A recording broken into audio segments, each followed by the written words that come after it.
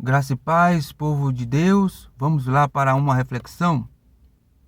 No capítulo 3, versículo do 8 ao 9 de Gênesis, está escrito o seguinte: Naquele dia, quando soprava o vento suave da tarde, o homem e a sua esposa ouviram a voz do Senhor Deus, que estava passeando pelo jardim.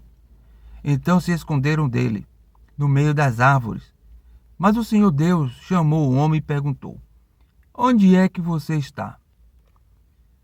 Certos lugares se parecem com o primeiro jardim, provocando em nós o anseio de experimentar o que Adão e Eva desfrutavam, que é caminhar com Deus. E o mundo continua sendo um ótimo lugar para conhecer a Deus, mas algo mudou. As duas primeiras pessoas acabaram desistindo de andarem com Deus. Elas ouviram o som dos passos dele quando ele as procurava. E isso só ocorreu porque ambos tinham desobedecido a Deus. E a culpa já tinha se apoderado deles. E a culpa por ter se apoderado deles, aquela intimidade que antes eles tinham, não mais era possível. E depois daquele episódio, desde então, lutamos para retornar essa proximidade. O mundo diz que é Deus que se esconde do ser humano. E as pessoas culpam a Deus por causa da fome, das doenças, das guerras e outros infortúnios que afligem a raça humana. E a pergunta mais comum é: se Deus é bom, por que ele não acaba logo com esses problemas que assola toda a humanidade? Mas a resposta está na própria Escritura, no capítulo 3 de Gênesis. E ainda assim, você deseja indagar perguntando-me: então, se ele sabia o que iria acontecer, por que então ele permitiu que Adão e Eva cometessem tal pecado? Também pode surgir essa pergunta em sua mente: se Deus é quem diz ser, por que ele permite tudo de ruim que acontece neste mundo? Bom, respondendo à primeira pergunta, a resposta é simples. Deus, quando criou o ser humano, ele o dotou de inteligência e de livre arbítrio, dando-lhe a liberdade para que ele pudesse fazer escolhas sem influência externa. E essa liberdade, infelizmente, fez com que eles tivessem diante de si ter que fazer uma escolha entre obedecer e crer no que Deus tinha lhe falado, ou desobedecer e crer no que a serpente tinha dito. Deus não criou robôs, ele criou seres humanos para se comunicar com eles, mas eles optaram pela segunda opção, que foi desobedecer, resultando num grande desastre cósmico. Agora, respondendo à segunda pergunta, pode-se tomar como resposta tudo o que eu acabei de falar a respeito da primeira pergunta. Mas quero acrescentar um ponto importante a essa resposta. Deus poderia sim intervir em toda essa violência, corrupção e todos os tipos de infortúnio que nos aflige.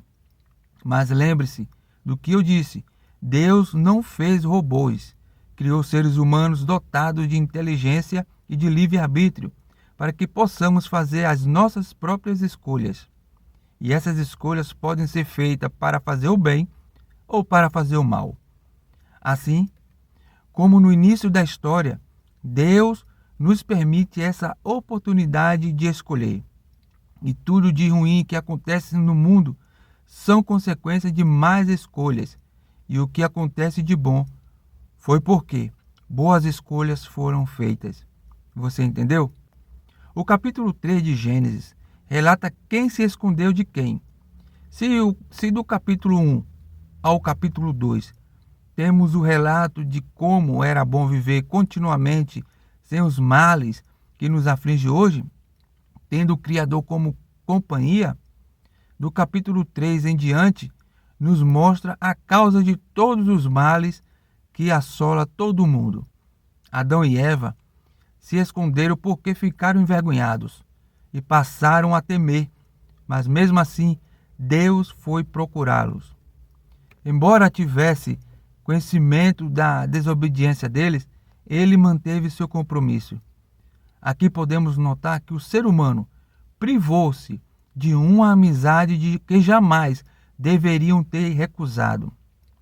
Perderam a paz e, consequentemente, foi transmitida a inimizade aos demais depois deles.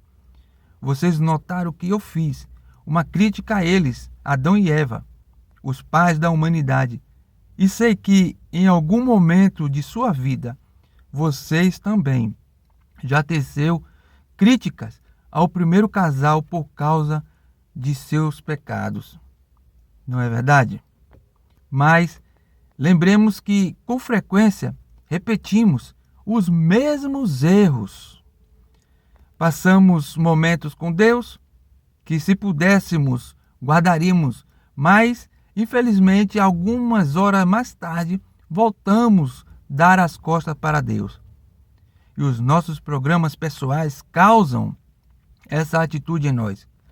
Temos que planejar com mais seriedade, se quisermos ter mais tempo com Deus. Precisamos planejar um passeio pelo jardim mais duradouro, pelo jardim com Deus. Se não planejarmos o mais rápido possível, os programas mundanos nos fará sucumbir na fé, como fez com Adão e Eva.